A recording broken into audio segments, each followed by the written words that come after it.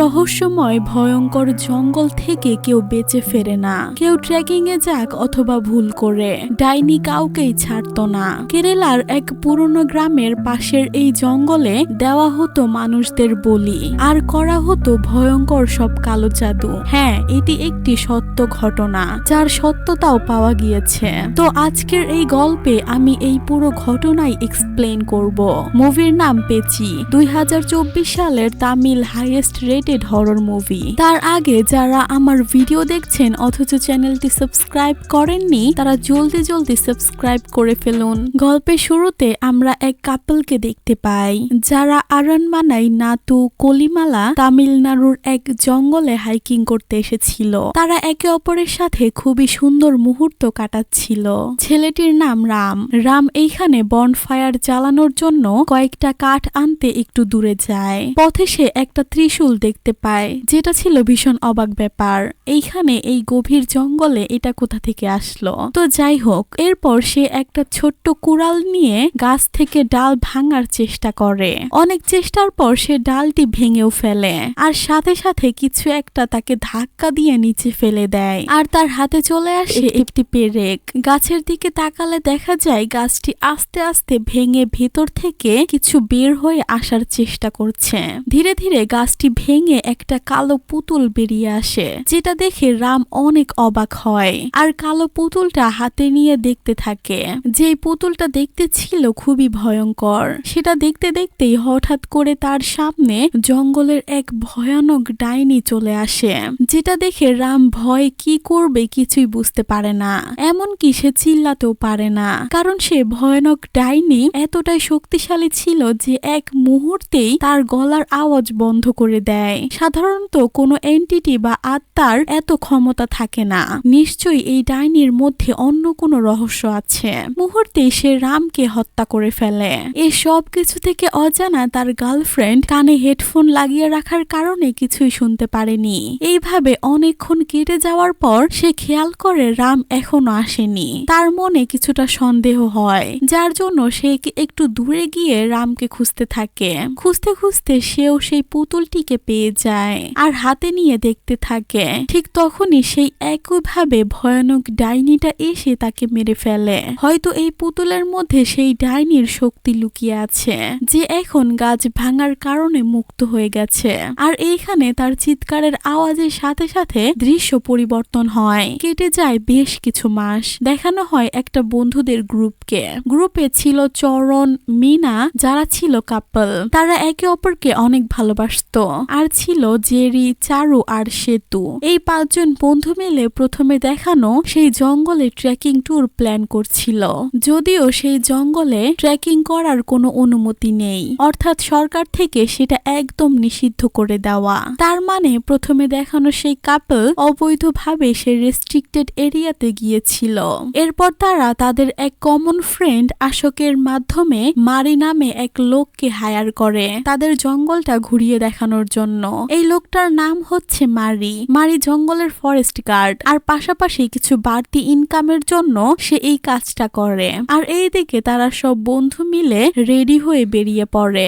মারি তাদেরকে নিয়ে যখন তার বাড়ির সামনে দিয়ে যাচ্ছিল, তার মেয়ে সরাসরি গাড়ির সামনে এসে গাড়ি থামিয়ে দেয়, আর তার বাবাকে গাড়ি থেকে নামতে বলে। তার বাবা গাড়ি থেকে নামা মাত্রই তার মেয়ে তাকে বলে, তুমি এই তাবিজ আজকে ভুল করে বাসায় ফেলে রেখে যাচ্ছিলে, আর কখনোই এটা খুলবে না। এরপর তারা জার্নি করতে করতে জঙ্গলের বেশ কাছাকাছি পৌঁছে যায়। তবে গাড়ি নিয়ে তারা আর বেশি দূর এগোতে পারে না, কারণ সামনে চেকপোস্ট আছে। তাই তাদের গাড়িটা সেখানে রেখে যেতে হয়। ঠিক তখনই সেখানে মারির এক বন্ধু এসে উপস্থিত হয়, যে এই গ্রামেরই ছিল।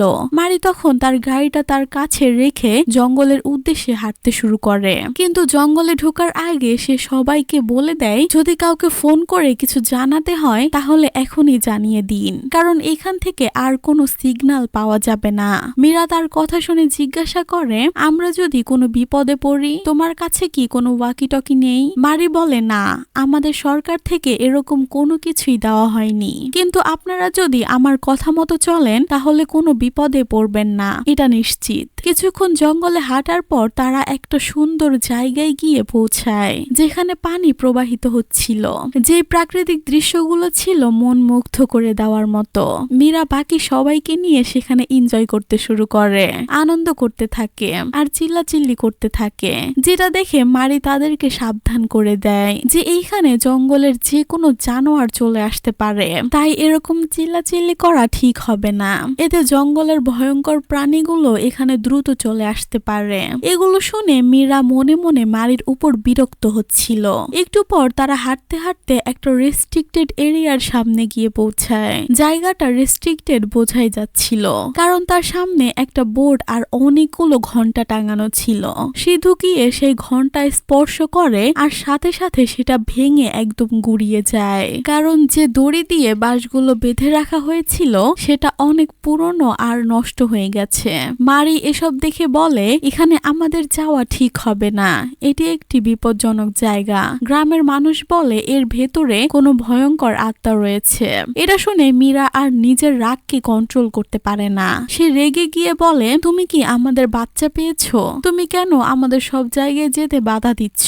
মীরার কথায় বাকি সবাই একমত হয়, কিন্তু মারির বারবার বলার জন্য তারা আর ওই রেস্ট্রিক্টেড এরিয়াতে যায় না। এরপর সবাই সামনে হাঁটা শুরু করে, কিন্তু পেছনে পড়ে যায় জানু। জানু হঠাৎ অদ্ভুত আওয়াজ শুনতে পায় আর সে আওয়াজ শুনেই এগোতে থাকে। হাঁটতে হাঁটতে সে একটা খাদের সামনে গিয়ে পৌঁছায়। হঠাৎ তার মনে হয় কেউ পেছন থেকে তাকে ধাক্কা দিয়ে ফেলে দিতে যাচ্ছে, কিন্তু সেটা বাস্তবায়ন হওয়ার আগেই মারি এসে তাকে বাঁচিয়ে নেয়। জানু ভাবতে থাকে, যদি সেখানে কেউ নাই থাকে তাহলে আমাকে কে ধাক্কা দিল, কিন্তু এটা নিয়ে সে বেশি একটা ভাবে না, মনে করে হয়তোবা সেটা মনের ভুল ছিল। আর তার বন্ধুরা এটা নিয়ে তার সাথে মজা করতে থাকে। এর মধ্যে চরণ আর মিনা বসেছিল, আর জেরি হঠাৎ এসে তাদের কাপল ছবি তুলতে শুরু করে। এটা দেখে তারা দুজনেই অনেক লজ্জা পেয়ে যায় আর সেখান থেকে পালিয়ে একটা গাছের পেছনে গিয়ে লুকিয়ে পড়ে। প্রথমে জেরি বুঝতে পারে না তারা কোন গাছের পেছনে লুকিয়ে আছে।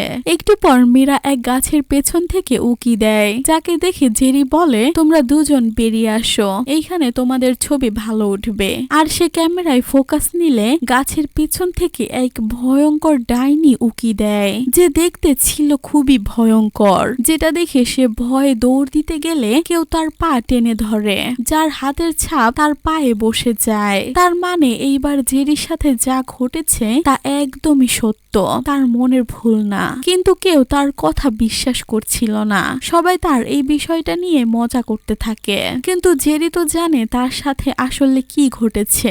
বিষয়টা নিয়ে এতটাই সিরিয়াস হয়ে যায় যে ট্রেকিং ক্যান্সেল করে বাড়ি ফিরে যাওয়ার সিদ্ধান্ত নেয়। এটা শুনে সিধু রেগে গিয়ে বলে, তুমি এমনিতেই ভীতু, তোমাকে এখানে আনাটাই আমাদের উচিত হয়নি। যদি যেতে চাও তাহলে এখনই চলে যাও। চারু তার কথায় সায় দেয়। জেরি এতে রেগে গিয়ে বলে, আমি ভীতু তাই না? তোমাদের এত সাহস থাকলে সেই রেস্ট্রিক্টেড এরিয়া থেকে ফিরে এসে তারপরে দেখাও। মারি এগুলো শুনে সেখানে দৌড়ে আসে আর চারুকে এসব কথা সিরিয়াসলি না নিতে বলে, কিন্তু চারু কারো কথা না শুনে একাই লাল ফিতা নিয়ে সেই রেস্ট্রিক্টেড এরিয়ার উদ্দেশ্যে হাঁটা দেয়। তার সাথে সিধুও যায়। তারা এরপর যেদিক দিয়ে যাচ্ছিল সেদিক দিয়ে লাল ফিতা বেঁধে দিয়ে যাচ্ছিল।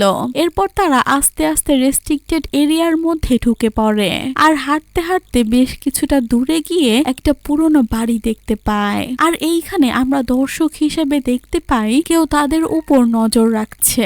তারা বাড়ির ভিতরে গিয়ে দেখতে পায় সেই অভিশপ্ত পুতুলটা, যেটা আমরা মুভির শুরুতে দেখেছিলাম। চারু পুতুলটা দেখার সাথে সাথে সেটা হাতে নিয়ে সেলফি তুলতে থাকে। তখনই আমরা দর্শক হিসেবে লক্ষ্য করি কোনো অদৃশ্য কিছু তার দিকে তেড়ে আসছে, আর সে সেলফি তোলা অবস্থায় হঠাৎ পেছনে তাকালে সেই ভয়ঙ্কর ডাইনিটাকে দেখতে পায়, যেটা দেখে সে ভীষণ ভয় পেয়ে যায়। তৎক্ষণাৎ সে লক্ষ্য করে ডাইনিটা দূর থেকেও তাদের দিকে নজর রাখছে, যেটা দেখে সে আরো বেশি ভয় পেয়ে যায়, কারণ সে একই সময় দুই জায়গায় কিভাবে দেখা গেল।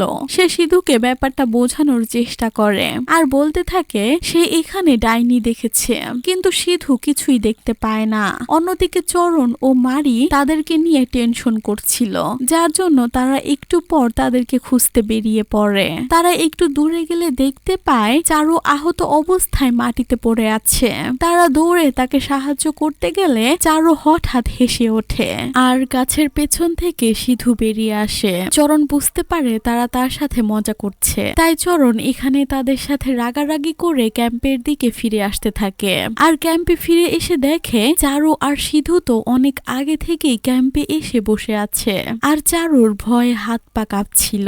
এটা দেখে মারি আর চরণ একদম অবাক হয়ে যায় আর ভাবে তাহলে তাদের সাথে যে দুইজন প্র্যাঙ্ক করলো তারা কে ছিল।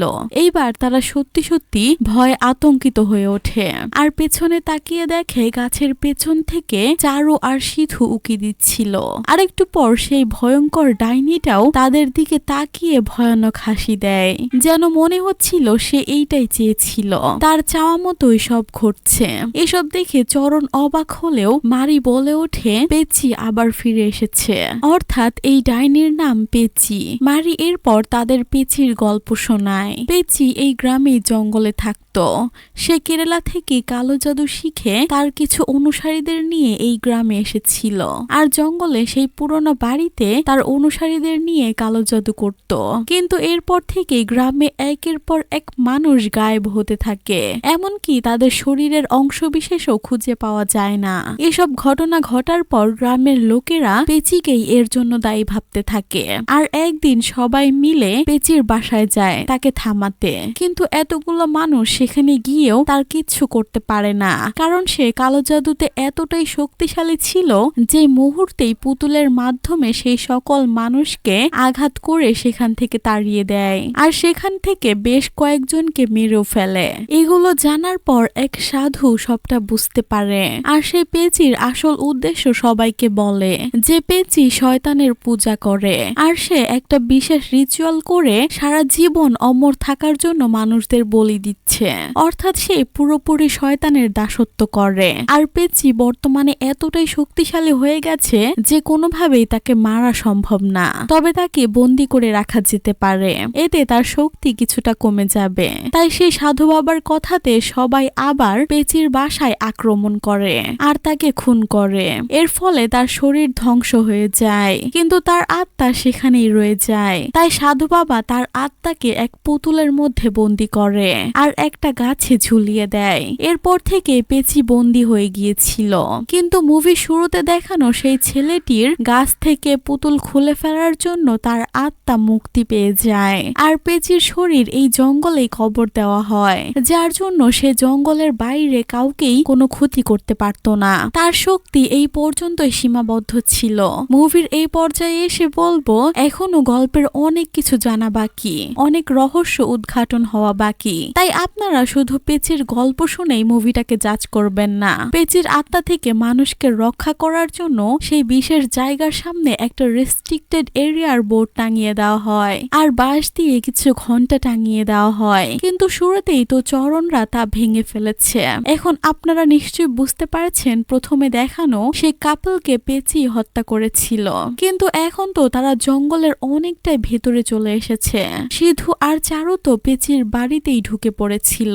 মারির মুখে পেচির এই গল্প শুনে সবাই ভয় পেয়ে যায় আর তখনই এই জঙ্গল থেকে দ্রুত বের হয়ে যাওয়ার সিদ্ধান্ত নেয়। সবাই তাদের জিনিসপত্র গোছাতে শুরু করে। তখন জেরি খেয়াল করে তার ক্যামেরা কোথাও হারিয়ে গিয়েছে, তাই সে আর কোনো কিছু না ভেবে ক্যামেরা খুঁজতে জঙ্গলের দিকে হাঁটা দেয়, কারণ ক্যামেরাটি তার কাছে তার জীবনের থেকেও বেশি মূল্যবান ছিল, কারণ সে ফটোগ্রাফার হতে চাইতো। তাই মারি তাকে হাজারবার মানা করা সত্ত্বেও জেরি তার কোনো কথা না শুনে জঙ্গলের দিকে আসতে থাকে।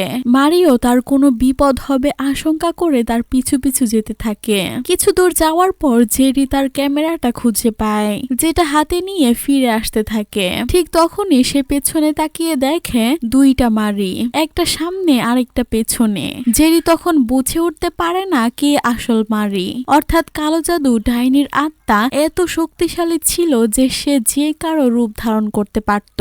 জেরি মনে করে হয়তো সামনেরটা ছলনা আর পেছনেরটা আসল মারি, তাই সে প্রথম তাকে ধাক্কা দিয়ে পেছনেরটার সাথে পালিয়ে যায়। কিন্তু একটু দূরে গেলে সে বুঝতে পারে এইটাই সেই ডাইনিটা তাকে ছলনা করে নিয়ে এসেছে খুন করার জন্য। তাই সে ভয়ে দৌড়ে পালাতে থাকে। দৌড়াতে দৌড়াতে সে সেই ডাইনির বাড়িতে গিয়ে পৌঁছায়। আর এইটাই ছিল জেরির সবচেয়ে বড় ভুল। ভুল। পেচি এইবার তাকে খুব সহজেই ধরে ফেলে আর তাকে সেখানেই মেরে ফেলে। এরপর মারি একাই ফিরে আসে, কিন্তু সবাই উল্টো মারিকে সন্দেহ করতে থাকে আর তাকে বলে সেই জেরিকে হত্যা করেছে, কিন্তু কেন? তারা ভাবতে থাকে এই সব কিছুই মারির ষড়যন্ত্র। সে ইচ্ছা করে তাদেরকে এই জঙ্গলে এনেছে আর পেচির মিথ্যা গল্প শুনিয়ে তাদেরকে এক এক করে গায়েব করে দিচ্ছে। মারি বলে সে এরকম কোনো কিছুই করেনি আর পেচির অস্তিত্ব সত্যি রয়েছে। সিধু এরপর রেগে মারির গায়ে হাত তুলতে নেয়। অন্যদিকে চারুও এসবে বিরক্ত হয়ে জঙ্গলের একদিকে হাঁটা দেয়। চরণ ও মিনা তাকে খুঁজতে বের হয়। বেশ কিছুটা পথ চলার পর তারা চারুকে এক জায়গায় অদ্ভুত অবস্থায় দাঁড়িয়ে থাকতে দেখতে পায়। সে কেমন যেন আজব ভাবে তাদের দিকে তাকিয়েছিল আর এক ঝটকায় পেচি তাদের চোখের সামনে থেকে চারুকে নিয়ে যায়। চোখের সামনে এই ঘটনা ঘটার পর তারা আর পেচির অস্তিত্বকে অবিশ্বাস করতে পারে না। যখন সিধু আর মারি জানতে পারে চারু মারা গেছে, তারা দ্রুত জঙ্গল থেকে পালাতে শুরু করে আর তাদের পেছনে পেছনে চরণ আর মিনাও দৌড়াতে থাকে, কারণ তাদের চোখের সামনেই তো এই সব ঘটনা ঘটেছে।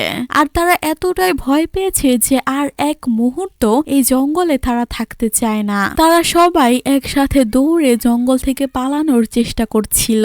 মারি ছিল সবার আগে। এখন মারি যেহেতু এই জঙ্গলের সকল রাস্তা চিনে, কারণ সেই তো তাদের এইখানে এনেছে, তাই সবাই নির্দ্বিধায় তার পেছনে দৌড়াচ্ছিল। কিন্তু এর মাঝখানে সবার অজান্তে পেচি মারিকে সরিয়ে সেই জায়গায় নিজে গিয়ে তাদের সাথে ছলনা করে আর তাদের সবাইকে তার নিজের বাড়ির সামনেই নিয়ে আসে। তারা বুঝতে পারে না আসলে তাদের সাথে কি হচ্ছে। তারা এখন এই জঙ্গল থেকে বের হওয়ার জন্য কি করবে। অন্যদিকে দেখানো হয় আসল মারিকে, যাকে পেচি খুন করার জন্য আক্রমণ করতে আসে, কিন্তু কোনো একটা কারণে পেচি তার কোনো ক্ষতি করতে পারে না। ক্ষতি করা তো দূরের কথা, তার আশেপাশে আসতে পারে না, মাঝপথে থেমে যায় আর অদৃশ্য হয়ে যায়। কিন্তু এইটা কিভাবে হলো? একটু পর মারি বুঝতে পারে আজকে এই তাবিজের জন্য সে বেঁচে গেছে, যে তাবিজ তার মেয়ে তাকে দিয়েছিল।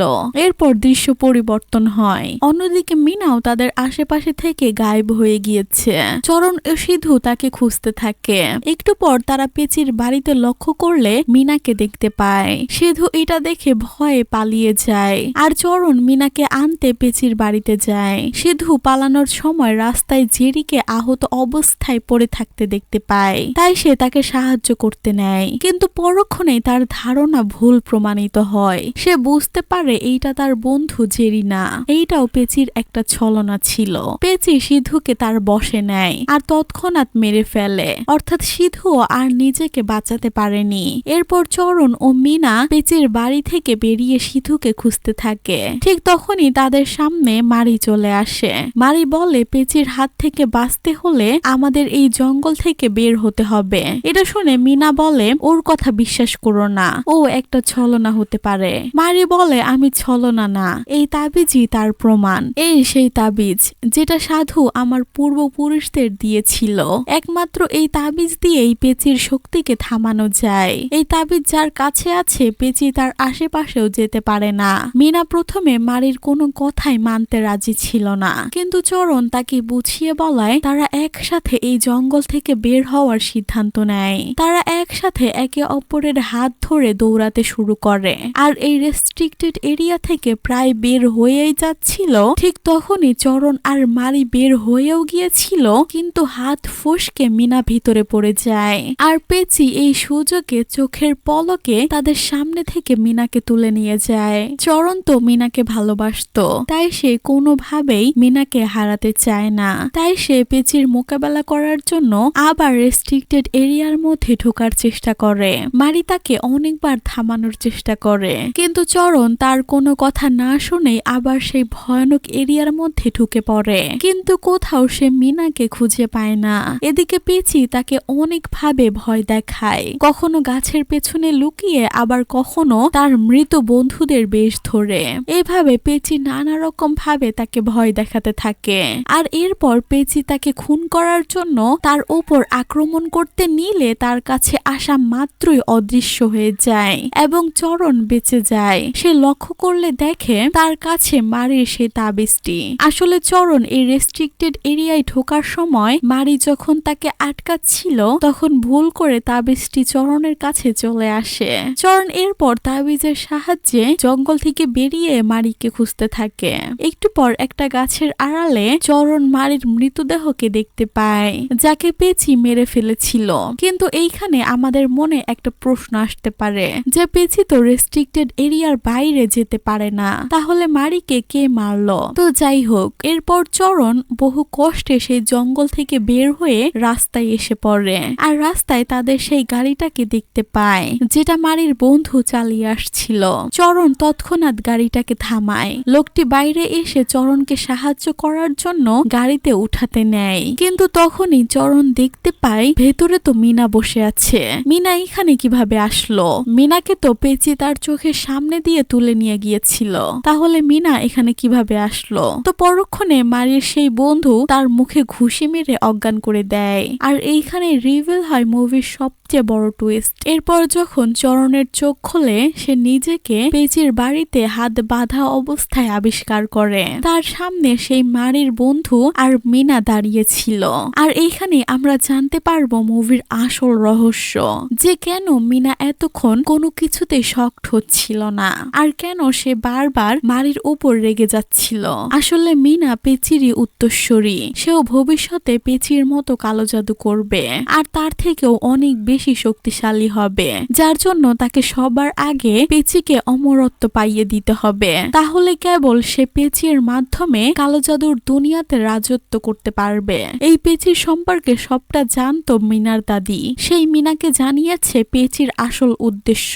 সে মিনাকে আরো বলেছে পেঁচির আসল উদ্দেশ্য পূরণ করতে হলে আর মাত্র 13 জনের স্যাক্রিফাইস দিতে হবে, অর্থাৎ বেঁচে থাকা অবস্থায় মোট 87 জনকে শয়তানের উদ্দেশ্যে বলি দিয়েছে পেঁচি। কিন্তু গ্রামবাসী তার আত্মাকে বন্দি করার পর সে তার বাকি 13 জনের বলি দিতে পারেনি। পেঁচি মারা যাওয়ার আগে আর মাত্র 13টা স্যাক্রিফাইস বাকি ছিল, যার জন্য তার আসল উদ্দেশ্য অর্থাৎ অমরত্ব লাভ হয়নি। তাই বাকি 13টা স্যাক্রিফাইস করতে মিনা তাকে সাহায্য করবে। কিন্তু মুভির শুরুতে আমরা দেখেছিলাম পেঁচি অলরেডি 2 জনকে মেরে ফেলেছে, তার মানে এখন শুধুমাত্র আর 11টা স্যাক্রিফাইস বাকি। মিনার দাদি তাকে এই সব কিছু জানিয়ে বাকি স্যাক্রিফাইসের দায়িত্ব তাকে দিয়েছিল, যে তাকেই পেঁচির কাছে বাকি মানুষদের নিয়ে যেতে হবে। তাই মিনা ইচ্ছা করে চরণের সাথে বন্ধুত্ব করে আর তার সাথে সম্পর্কে থাকার অভিনয় করে, আর ধীরে ধীরে তাদের বন্ধুদের গ্রুপে ঢুকে পড়ে,